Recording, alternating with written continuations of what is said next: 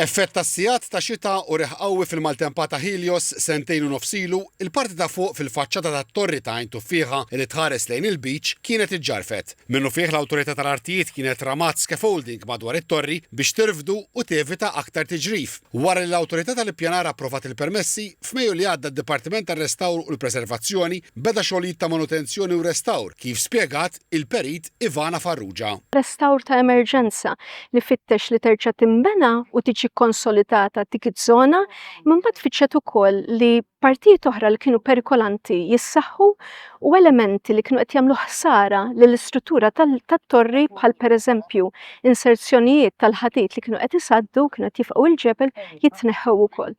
Saru wkoll imwieżeb biex ibedu l-ilma tax-xita mill-istruttura u tkaħħlu l-fili miftuħa. Il-Ministru għall-Kultura, l-Artijiet u l-Gvern Lokali, Owen Bonnici, iltaqa' mal-ħaddiema li wettqu x-xogħol kummenta li l-ħarsien tal-wirt storiku jibqa' ta' priorità għall-Gvern. Qal li t-torri ta' Għajn Tuffiħa mhuwiex biss xhieda tal-istorja tad-difiża ta' Malta, imma simbolu tal-identità kostali tal-pajjiż. Dr. Bonnici rimarka li l-interventi li saru mid-Dipartiment tar-Restawr u l-Preservazzjoni jiżguraw li t-torri jibqa' wieqaf għall-ġenerazzjonijiet li ġejjin u jirriflettu l-impenn kontinwu tal-pajjiż lejn il-ħarsien u t-tiġdid ta' siti li ħadnu l-memorja kollettiva ta' Malta.